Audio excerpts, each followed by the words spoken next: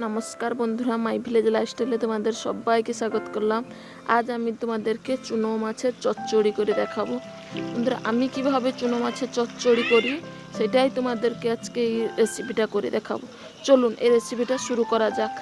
প্রথমে দেখুন বন্ধুরা, চুনো মাছটাকে পুকুর থেকে ধরে আনা হয়েছে। ওটা ভালো করে বেছে নেওয়া হয়েছে, নিয়ে ওতে এবারে বেছে ধুয়ে পরিষ্কার করে নিচ্ছে। ওতে এবারে নুন হলুদ গুলিয়ে ভালো করে চুনো মাছটাকে মাখিয়ে নেব বন্ধুরা।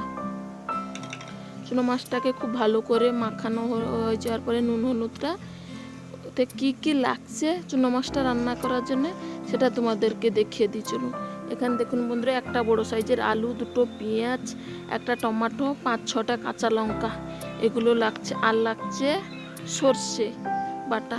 চুনো মাছ রান্না করার জন্য সর্ষে বাটা 2 চামচ আমি সর্ষে নিয়ে মিক্সার গ্রাইন্ডারতে বেটে নেব বন্ধুরা। নিয়ে আসছি, চলুন কিভাবে রান্না করি তোমাদেরকে দেখিয়ে দিই।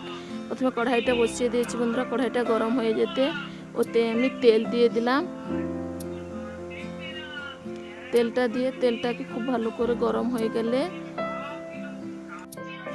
দেখুন বন্ধুরা, তেলটা খুব ভালো করে গরম হয়ে গেছে। এবারে চুনো মাছগুলোকে হালকা হালকা একটু ভেজে নেবে, বেশি ভাজবেন না বন্ধুরা, কড়া করে হালকা একটু ভেজে নেবে।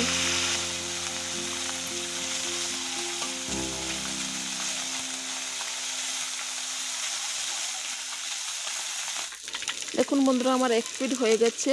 ওকে পাল্টে দেব, ঠিক আস্তে আস্তে করে পাল্টে দেবেন বন্ধুরা, যাতে না ভেঙে যায়। আমার একটাও চুনো ভাঙেনি। একটু এইভাবে পাল্টে দিবেন মাছটাকে। পাল্টে দিয়ে দেখুন বন্ধুরা, আমার চুনো মাছটা 2 পিঠ ভাজা হয়ে গেছে। এবারে ওগুলোকে চুনো মাছগুলোকে আমি নামিয়ে নেব। নামিয়ে হালকা হালকা হালকা একটু একটু করে লাল লাল করে ভেজেছি বন্ধুরা। আপনারা ঠিক এইভাবে ভাজবেন, বেশি কড়া করবেন না, তাহলে চচ্চড়িটা খুব একটা ভালো হয় না। এইভাবে হালকা করবে, হালকা করে ভেজে মাছগুলোকে তুলে নিচ্ছি।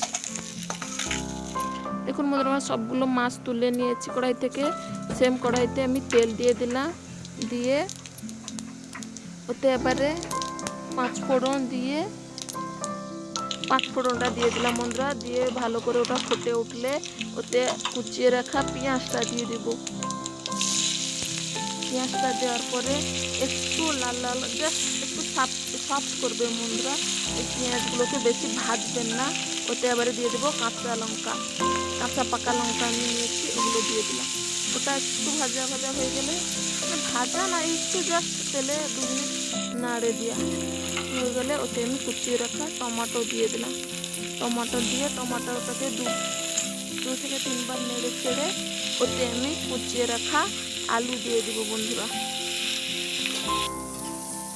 সব কিছুর সাথে 2 থেকে 3 নেড়ে চেড়ে ওতে আমি পরিমাণ মতো নুন দিয়ে দিলাম বন্ধুরা। আর দিয়ে দিলাম হলুদ গুঁড়ো। দিয়ে ঢাকনা চাপে ভালো করে একটু আলুটা ঢেকে ঢেকে ঢেকে ঢেকে সাঁতলে না বলে সাঁতলে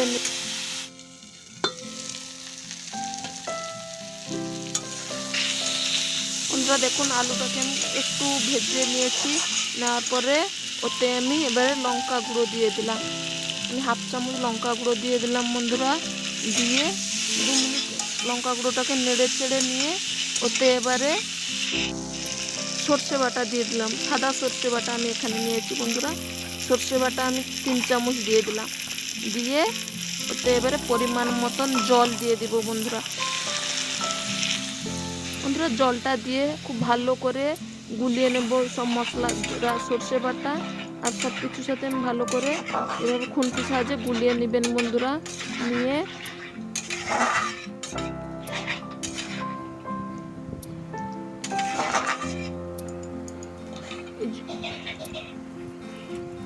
একটু ফুটে উঠলে বন্ধুরা এই সময় চুনো মাছটাকে দিয়ে দিবেন। চুনো মাছ দেওয়ার পরে 2 থেকে 3 মিনিট ফুটাবেন বন্ধুরা।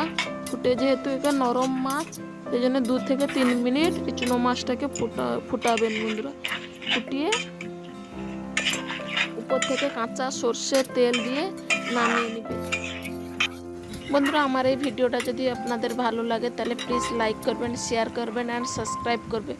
আর অবশ্যই বাড়িতে একবার রান্না করে খেয়ে দেখবেন।